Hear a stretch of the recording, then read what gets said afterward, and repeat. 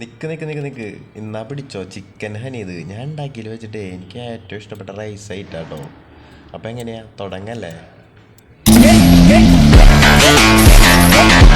അപ്പോൾ ഹനീത് മസാല ഉണ്ടാക്കാൻ വേണ്ടിയിട്ടേ നമുക്ക് ഒരു സോസ് പാൻ എടുത്തിട്ടാക്കി കുരുമുളക്, ജീരകം, പിന്നെ നമ്മുടെ മുഴുവൻ മല്ലിയില്ലേ, മുഴുവൻ മല്ലിയും പിന്നെ ഏലക്കായും ഗ്രാമ്പും പിന്നെ മല്ലിപ്പൊടിയും പിന്നെ കുറച്ച് മഞ്ഞപ്പൊടി ഇട്ടിട്ട് ഒന്ന് വറുത്തെടുത്തിട്ട് മിക്സിയിലിട്ട് ഒന്ന് അരച്ചെടുക്കാം കേട്ടോ.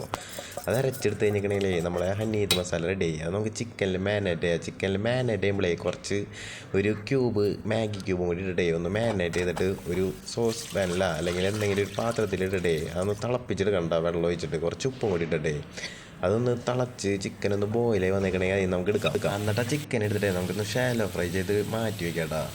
നമുക്ക് റൈസ് റെഡിയാക്കാൻ വേണ്ടിയിട്ട് ബിരിയാണി പോട്ടിട്ട് കുറച്ച് ഓയിലിട്ടിട്ടേ സ്പൈസസ് ആയ പട്ട, ഗ്രാമ്പ്, ഏലക്കായും പിന്നെ നമ്മുടെ മുഴുവൻ മല്ലിയില്ലേ ഹോൾ കൊറിയാണ്ടറും കൂടി ഇട്ടിട്ട് ഒന്ന് പൊട്ടിച്ച് വന്നു കഴിഞ്ഞാൽ കുറച്ച് സവാളയും തക്കാളിയൊക്കെ ഇട്ട് നല്ല പോലെ ഒന്ന് വയറ്റിടുക. അതൊന്ന് വയന്ന് വന്നു കഴിഞ്ഞാൽ കുറച്ച് ക്യാപ്സിക്കം കൂടി ഇടാം.